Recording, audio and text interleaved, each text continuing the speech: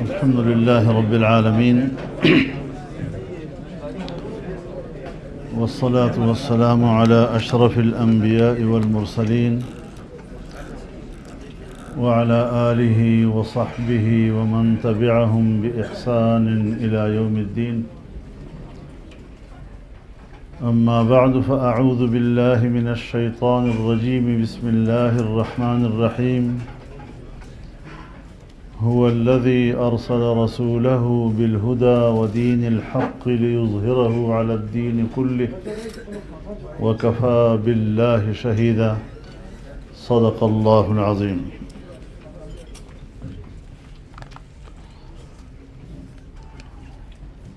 میں رحمت کائنات فاؤنڈیشن اور اس اجتماع کے میزبان حضرت مولانا اسد محمود صاحب کا اور اس عنوان سے ایک منظم کام پوری دنیا میں پھیلانے کے جو وصیت تھی حضرت مولانا عبدالحفیظ مکی صاحب کی، ان کے صاحبزادے عمر عبدالحفیظ جہاں موجود ہیں، میں ان کا شکر گزار ہوں. خاص طور پر ہمارے مہمان جو جنوب افریقہ سے تشریف لائے ہیں، میں ان کو خوش آمدید کہتا ہوں، اور ساتھ ہی یہ گزارش بھی کروں گا کہ میرے حوالے سے جس مبالغے کے ساتھ میری توصیف کی گئی ہے اس سے خدا کے لیے میرے آخرت کو خراب نہ کریں.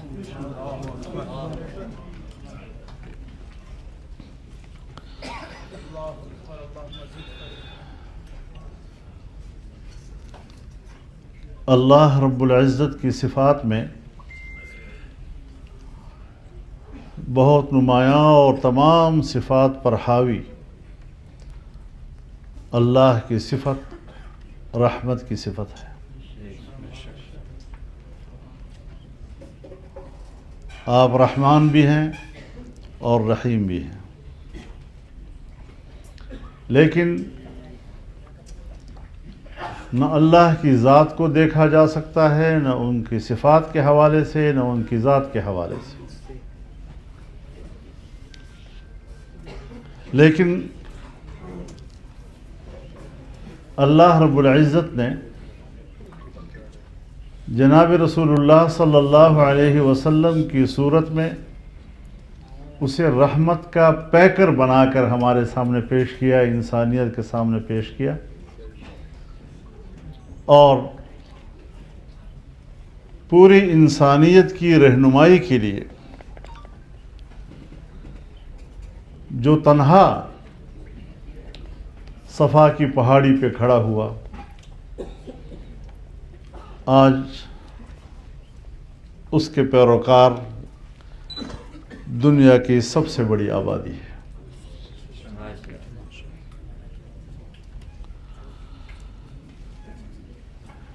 جناب رسول اللہ صلی اللہ علیہ وسلم جو قرآن لے کر انسانیت کے پاس آئے، اس نے ذات سے لے کر شخصیات سے لے کر امت و ملت، مملکت اور اجتماعی نظام تک کی رہنمائی دی ہے.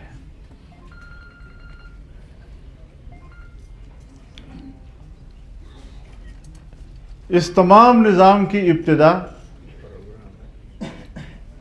شخصی امانت و دیانت سے ہوتی ہے. انسان کے اندر ایمان ہو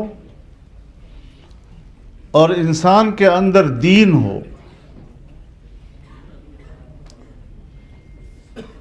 تو یہاں سے انسان کے مقصد تخلیق کا ذکر کیا گیا ہے. وَمَا خَلَقْتُ الْجِنَّ وَالْإِنسَ إِلَّا لِيَعْبُدُونَ. انس و جن کو تو میں نے صرف اپنی عبادت کے لیے پیدا کیا ہے.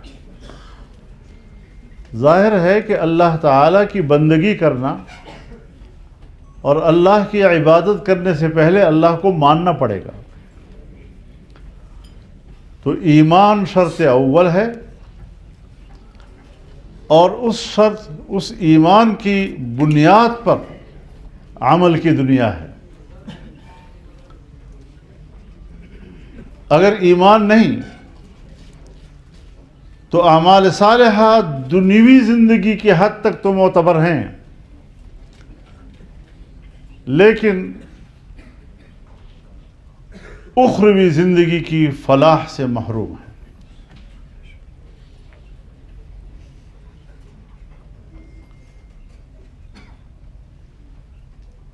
ہمارے علماء کرام اکابر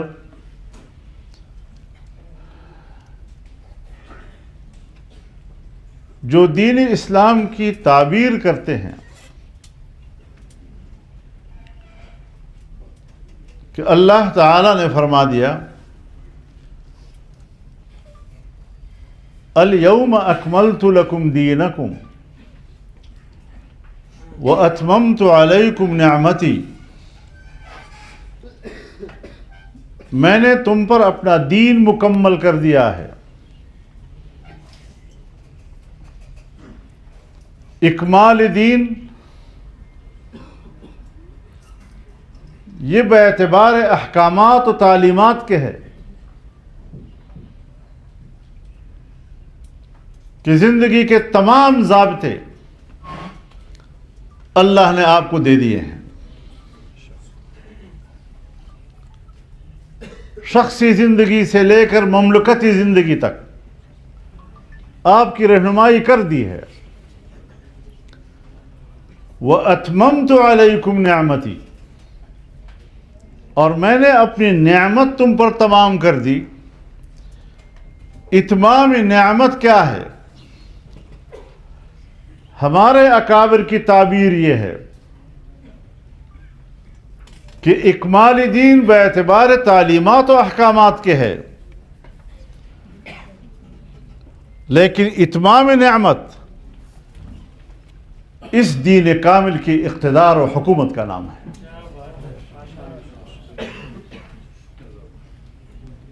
جب مملکت پر، انسانی معاشرے پر، جامعہ انسانی پر اسلام کی حاکمیت ہوگی، اللہ کا دین حاکم ہوگا، تو پھر اس کو نعمت سے تعبیر کیا جائے گا. کیونکہ ہمارے استاد ہمیں پڑھاتے ہیں کہ جو لفظ ذکر ہو مطلق، خارج میں اس کا فرد کامل مراد ہوتا ہے. تو نعمت جب اللہ نے کہا میں نے تمام کر دی، تو پھر اس کا فرد کامل کیا ہوگا؟ یہی کہ اللہ کی یہ رحمت حاکمیت کی صورت میں ہمیں قبول کرنے پڑے گا. کتنے وسیع النظر تھے ہمارے اکابر، اور کتنے اعلیٰ ترین انہوں نے تعبیرات دی اور ہمیں دین کے مقصد سمجھایا. وَرَضِيتُ لَكُمُ الْإِسْلَامَ دِينًا. اور اسلام کو بطور نظام حیات کے میں نے پسند کیا تمہارے لیے.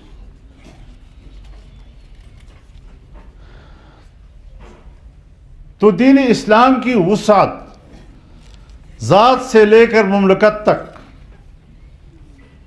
شخص سے لے کر تمام جامعہ انسانی تک، اس کو اس نظام کے تحت لانا. مقصد کیا ہوگا؟ مقصد ہوگا رحمت، عدل و انصاف ہوگا، رحمت، معاشی خوشحالی ہوگی، رحمت، امن ہوگا، رحمت، جان مال اور عزت و آبرو اور تمام انسانی حقوق محفوظ ہوں گے، رحمت. جہاں سے بھی آپ تعبیر کریں گے، جس صفت سے آپ اللہ کو پکاریں گے، اس کا رحمت ہی احاطہ کرتا ہے. اور رسول اللہ صلی اللہ علیہ وسلم نے اپنی عملی زندگی سے لمحہ بلمحہ رحمت بن کر آپ انسانیت کے سامنے پیش ہوئے. آپ کا ہر حکم، آپ کا ہر مشورہ، آپ کی ہر نصیحت، آپ کا ہر فیصلہ، اس کے پیچھے رحمت چھپی ہوئی.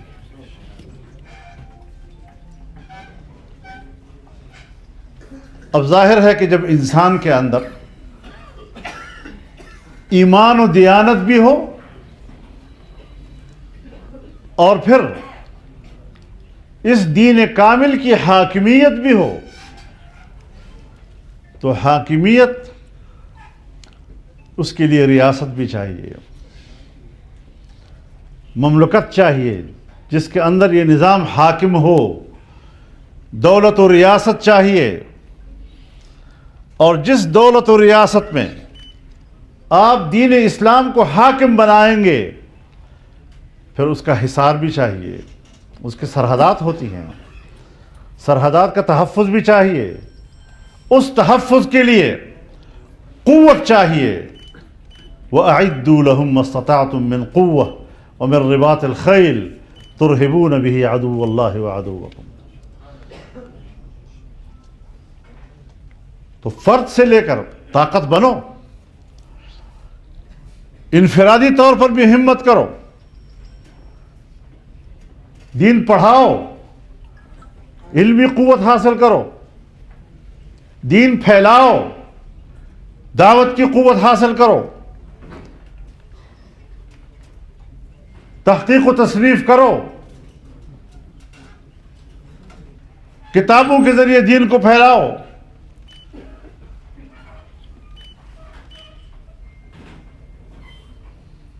تو یہ انفرادی قوت ہے. اسی لیے میرے نزدیک، میں بھی تو ایک طالب علم ہوں نا، وَأَعِدُّوا لَهُم مَّا اسْتَطَعْتُم مِّن قُوَّةٍ، اس قوت میں عموم ہے، اس میں نکارت ہے، خارج میں اس کا کوئی فرد متعین نہیں. دین کے کسی بھی شعبے کو آپ نے ہاتھ ڈالا، اس میں طاقت حاصل کرو. لیکن وَمِن رِّبَاطِ الْخَيْلِ، اس میں خصوص ہے، یعنی جنگی ساز و سامان پیدا کرو، مضبوط دفاعی قوت بنو، ایٹم بم تک بناؤ. اب جب حاکم، حکمران وہ ملک کی دفاع کی طاقت بنے گا اور معاشرے میں ہر شعبہ زندگی میں آپ کے ماہرین پیدا ہوں گے، تو پھر اتمام نعمت بھی ہوگا اور اکمال دین بھی ہو جائے گا. لیکن اس کے بغیر ہم سوچیں کہ دین مکمل ہے، ایک یا دو باتوں کو اٹھا کر ہم کہیں کہ بس یہ دین ہے، اس سے تو آپ لوگوں کو رغبت دلا سکتے ہیں، ترغیب دے سکتے ہیں، دین کی طرف رخ کرو، نماز پڑھو، روزہ رکھو، لوگوں کے حقوق کا خیال رکھو. لیکن مملکت کے نظام کے حوالے سے کیا کہیں گے آپ؟ تو سب سے پہلے شخصی ایمان و دیانت، اس کے بعد کامل دین کی حاکمیت، اس کے بعد اس کا مضبوط دفاعی حصار. یہ مملکت کے اجزاء ہیں بنیادی. اگر دفاع کمزور ہوا تو پھر آپ برقرار نہیں رکھ سکیں گے. مشکل یہ ہے آج کے زمانے میں کہ ہمارے سیاستدان ہوں یا ہمارے حکمران ہوں، کلمہ گو ہونے کے باوجود دین اسلام سے خوف کھاتے ہیں.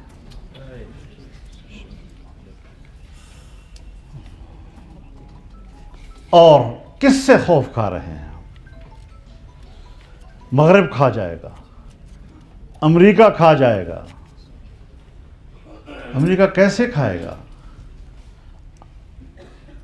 ہم نے تو روس کو بھی دیکھا 14 سال افغانستان میں، اور 20 سال امریکہ کو بھی افغانستان میں دیکھا. وہ ایک ملک کو قابو نہیں کر سکا اور بھاگنا پڑا، پھر بھی وہ سپر طاقت ہے. پھر بھی ہماری معیشت اور ہماری زندگی اور روزگار اس کے ہاتھ میں ہے. نبی علیہ الصلوۃ والسلام فرماتے ہیں، رحمت کائنات صلی اللہ علیہ وسلم فرماتے ہیں، الاسلام والسلطان اخوان توأمان. اسلام اور اس کی حاکمیت، یہ دونوں لازم و ملزوم ہیں، جڑواں ہیں. ایک کے بغیر دوسرے کا تصور نہیں ہو سکتا. الاسلام اسن والسلطان حارس. اسلام ہے تو بنیاد موجود ہے، اور اس کی حاکمیت ہے تو وہ اس دین اسلام کی حفاظت کرتا ہے. من لا اسس لہ ینہدم. بنیادیں نہ ہوں تو عمارت گرتی ہے. ومن لا حارس لہ یضیع. اور اگر اس کا چوکیدار نہیں ہے تو پھر مال ضائع ہو جائے گا، نظام ضائع ہو جائے گا. میرے مسلمان بھائیوں، آپ کے اور ہمارے آنکھوں کے سامنے ہم دیکھ رہے ہیں کہ ہمارے اسلامی دنیا کے حکمران اور ان کے ملکوں کے نظام وہ دین اسلام کو منہدم کر رہے ہیں اور کہتے ہیں کہ اسلامی دنیا کے حکمران ہم ہیں. ان کے ہاتھوں اجڑ رہا ہے. اور یہ باتیں قوم کو کسی سیکولر بندے نے سنانی ہے. علماء کرام کو کوئی فریضہ نہیں کہ وہ یہ بات قوم کو سمجھائے. کون سمجھائے گا لوگوں کو؟ کون جناب رسول اللہ صلی اللہ علیہ وسلم کے اس نظام کو جو پورے کائنات کے لیے رحمت ہے آج خوف دلاتے ہیں؟ یعنی آپ اندازہ لگائیں، امریکہ اگر سپر طاقت ہے، مجھے آپ بتائیں، تو اس کا سربراہ ٹرمپ ہے نا. اب ٹرمپ تقریر کر رہا ہے جنرل اسمبلی میں اور ذکر کرتا ہے لندن کے میئر کی. لیول یہ ہے.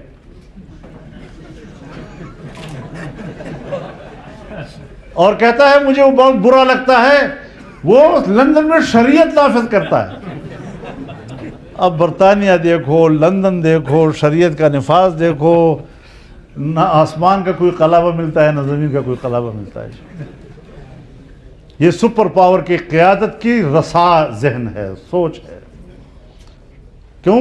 اس کے خلاف بھڑاس نکالنے کے لیے شریعت ایک جرم ہے اور اس کا الزام اس پہ لگا رہا ہے.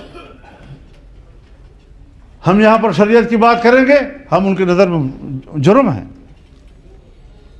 یہ انتہا پسند ہیں، یہ شدت پسند ہیں. بھئی کس بات پر میں شدت پسند ہوں؟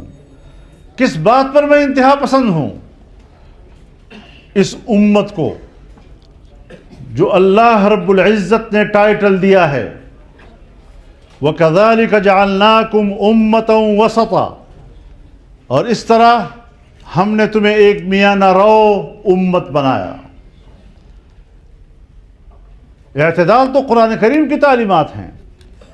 قرآن کریم کے پہلے کا معاشرہ وہ تو جاہلیت کا معاشرہ، آج بھی ہم کہتے ہیں اس کو، وہ جاہلیت کا دور تھا. اگر اس وقت قرآن اور جناب رسول اللہ صلی اللہ علیہ وسلم کے تعلیمات سے ہٹ کر زندگی جاہلیت کی زندگی تھی تو آج اس نظام کے بغیر اور قرآن و حدیث کے بغیر زندگی کیوں کر جاہلیت کی زندگی نہیں ہوگی. لیکن جاہلیت کی یہ دنیا آج دین والوں کو انتہا پسند کہتی ہے. کہتے ہیں بندوق اٹھاتے ہیں. بندوق میرے نوجوان نے خود نہیں اٹھائی. امریکہ سے لے کر جنرل ضیاء الحق تک سب نے دعوت دی کہ آؤ بندوق اٹھاؤ روس کے خلاف لڑنا ہے، لیکن یہ نہیں بتایا کہ جب روس چلا جائے گا تو اس کے بعد امریکہ کے خلاف لڑنا جہاد نہیں ہوگا، یہ نہیں سکھایا۔ بھئی یہ بھی پڑھاتے نا ان کو کہ صرف روس کے خلاف لڑنا جہاد ہے، آپ کے خلاف لڑنا جہاد نہیں ہے۔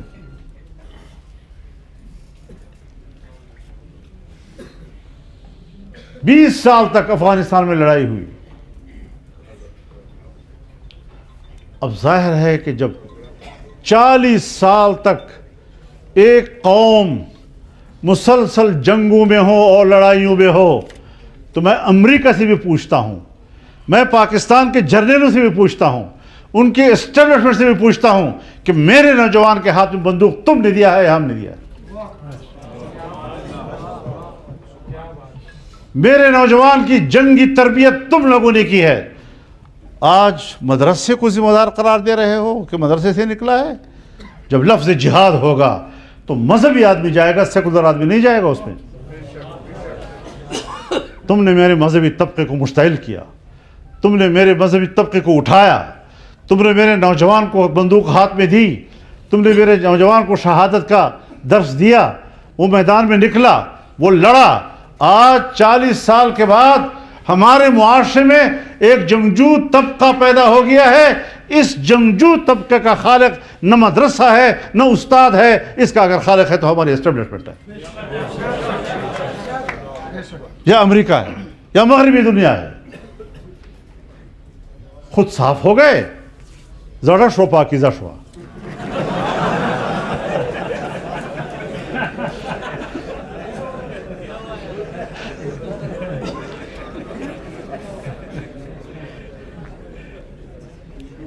یہ صاف ہو گئے اور سارا الزام ہمارے اوپر آ گیا۔ اب ہمارے اوپر الزام نہ لگاؤ، پورے ملک کے مدارس، تمام مکاتب فکر کے مدارس، تمام تنظیمات متفقہ طور پر پاکستان کے ساتھ کھڑی ہیں، پاکستان کے آئین کے ساتھ کھڑی ہیں، پاکستان کے پارلیمنٹ کے ساتھ کھڑی ہیں۔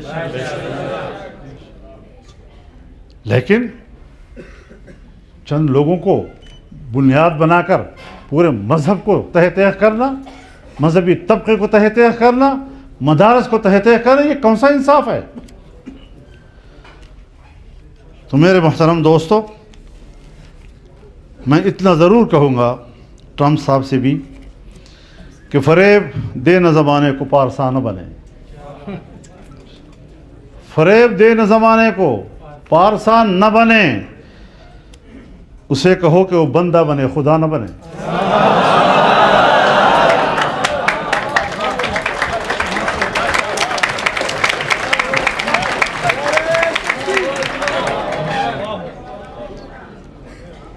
وفور دولت دنیا تو عارضی شے ہے، اسے کہو کہ تکبر میں باولا نہ بنے۔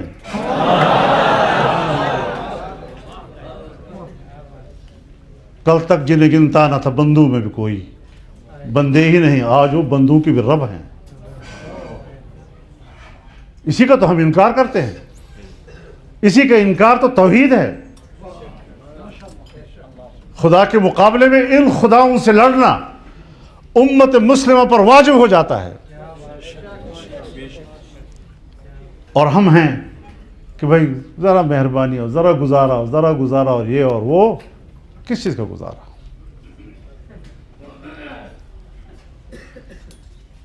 تو میرے محترم دوستوں، ہم کوئی لڑنے والے لوگ نہیں ہیں، ہم کوئی بندوق اٹھانے والے لوگ نہیں ہیں۔ ہاں، آج بھی ہمارے علاقوں میں آپ لوگوں کو کہتے ہیں تم بندوق اٹھاؤ، بے دستفا لوگوں کو آج بھی ترغیب تم دے رہے ہو کہ تم ان سے لڑو۔ تو لڑنے کے لیے پھر آپ کو کیوں تنخواہیں دے رہے ہیں؟ تنخواہیں کس چیز کے آپ دے رہے ہیں؟ تو میرے محترم دوستو، اسلام کے اس پہلو کو ہمیں سامنے رکھنا چاہیے کہ اسلام اور اس کی حاکمیت کا تصور جدا جدا نہیں ہو سکتا۔ بادشاہت کے بغیر اسلام کو بقا مشکل ہے۔ ہاں، محنت جاری ہے، یہ فورم بھی ایک محنت ہے، ہم حوصلہ افزائی کریں گے اس کی۔ مدارس بھی ایک محنت ہے، تبلیغ بھی ایک محنت ہے، مسجدیں اور اس کا ممبر بھی ایک محنت ہے، یہ سارے نظام چلتے رہیں گے، لیکن یہاں پر بریک لگانا ٹھیک نہیں ہے۔ اس سے اوپر جائیں، آگے بڑھیں اور ترقی کی طرف جائیں۔ اسلام ترقی کی طرف جاتا ہے، یہ ترقی کا نظام ہے، اسلام آگے بڑھتا ہے۔ یہ تو پوری عیسائیت نے مذہب کو ایک جگہ پہ روک دیا، کلیساؤں میں محدود کر دیا، اور عجیب بات یہ ہے کہ پورے امت مسلمہ اس کے موقف پر تو اعتراض ہے کہ تم قادیانیوں کو غیر مسلم کیوں کہتے ہو؟ تم نے کیوں ان کو کافر قرار دے دیا ہے؟ بابا ان سے بھی پوچھو نا کہ پوری امت مسلم کو کیوں کافر کہتے ہو؟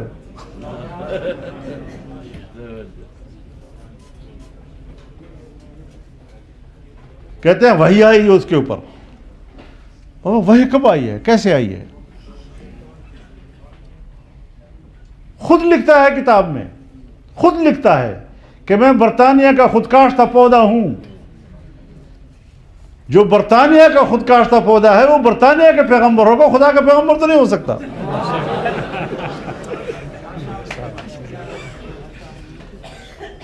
اس کے بعد وہی اگر آتی تھی تو ملکہ برطانیہ کی طرف سے آتی تھی۔ پتہ نہیں وہ فرشتہ بھی ٹیچی یہ کوئی اس نام کا کوئی فرشتہ ہے کائنات میں؟ تو اس قسم کی چیزیں دین اسلام کے خلاف جو اٹھتا ہے، کوئی مفکر اٹھتا ہے، اسکالر اٹھتا ہے، آج کے دور میں دین اسلام کی وہ تعبیرات کرتے ہیں کہ جو تعبیر مغرب کے لیے قابل قبول ہو، نہ اس کی سند ہے، نہ اس کا تواتر ہے، کہیں سے بھی کوئی بات ثابت نہیں، لیکن ہم ایسی تعویلیں کریں گے کہ دنیا مغرب ہمیں قبول کر لے۔ اب ہم عقیدے اور نظریے پر کمپرومائز نہیں کر سکتے، لیکن جو حق آپ کے لیے ہے وہ حق میرے لیے بھی ہونا چاہیے۔ نظریات کا حق، اس کے پرچار کا حق، جماعت بنانے کا حق، جد و جہد کرنے کا حق جو آئین نے ہمیں دیا ہے، اس میں ہمیں آگے بڑھنے دو۔ آپ راستہ کیوں روک رہے ہیں؟ ہم کسی کے دشمن تو نہیں ہیں۔ آج غزہ میں کیا کچھ ہو رہا ہے؟ بظاہر تو کہتے ہیں 70,000 شہداء ہیں، وہ تو صرف بمباری کی وجہ سے ہیں، وہ جو بھوک سے شہید ہوئے ہیں، غذا نہ ملنے سے شہید ہوئے ہیں، وہ جو دوائیں نہ ملنے کی وجہ سے، مرض کی وجہ سے شہید ہوئے ہیں، وہ تو لاکھوں میں چلی جاتی ہے تعداد۔ اور ایک ملک لاکھوں انسانوں کا قاتل میدان کی جنگ نہیں لڑ سکتا، بمبار سے عوامی آبادیوں پر بمباری کرتا ہے۔ امریکہ اس کے پشت پر ہے، کہاں گیا اس کا انسانی حقوق؟ کہاں گئی مغرب کی وہ انسانیت؟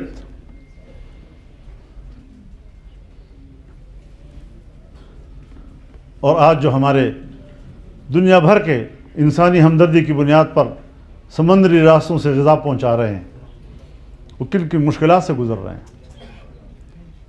ان پر راکٹیں برس رہی ہیں، ان کی کشتیوں کو نقصان پہنچایا جا رہا ہے۔ تو جو بھی وہاں پر غذا پہنچا رہے ہیں، ہم ان کے اس عمل کو تائید دیتے ہیں۔ اس قافلے میں شامل سارے لوگ، چاہے وہ مسلمان ہیں چاہے غیر مسلم ہیں، لیکن اگر اٹلی اور اسپین کی کشتیاں آ کر ان کی دفاعی حصار بن سکتی ہیں، امت مسلمہ کو جا کر اس کا دفاعی حصار بننا چاہیے تھا۔ ہم قطر میں اسلامی امہ کے اجتماع کو ایک اچھی ابتدا کہہ سکتے ہیں، ہم کوئی رکاوٹ نہیں اس کے لیے۔ ہمارا تو منشور ہے کہ دنیا میں ایک اسلامک بلاک ہونا چاہیے، اگر اس کی طرف کوئی پیش رفت ہوتی ہے تو ہم اس کو سپورٹ کریں گے۔ اگر سعودی عرب اور پاکستان نے مشترکہ دفاعی معاہدہ کیا ہے، یہ بھی مشترکہ دفاع کی طرف، امت مسلمہ کے مشترکہ دفاع کی طرف ایک قدم ہے۔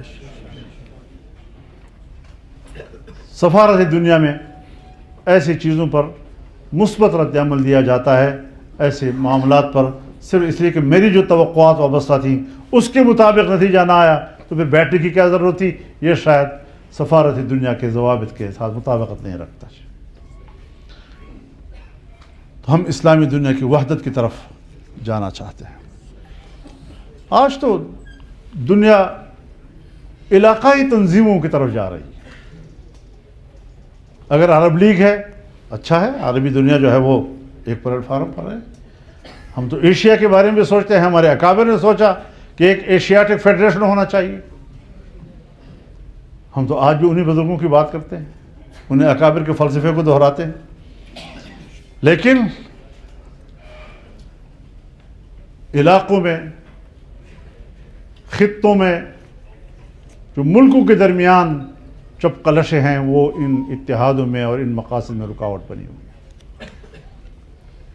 اس سمت پر اگر امت مسلمہ سفر کرے گی تو تب جا کر ہم دنیا میں ایک بہت بڑا مقام حاصل کریں گے۔ اور ہمارا تو مطالبہ ہے کہ پاکستان ہو، سعودی عرب ہو اور تمام اسلامی دنیا وہ جائیں اور غزہ کے لوگوں تک غذا پہنچانے والی کشتیوں کا حفاظت کریں اور بحفاظت پہنچانے کی ذمہ داری لیں۔ تو ان تعبیرات کے ساتھ رحمت کائنات فاؤنڈیشن کا فورم قابل تبریک ہے، میں مبارکباد پیش کرتا ہوں، اور انشاءاللہ العزیز اسی پر ہم نے امت اور قوم کو متحد کرنا ہے کہ اسلام ایک دین ہے جو اپنے دل کی ایمان سے لے کر اور اپنے اعضاء کے اعمال سے لے کر مملکت کے نظام تک اس کو وسیع تر کیا جائے، عام کیا جائے اور اس نظام کو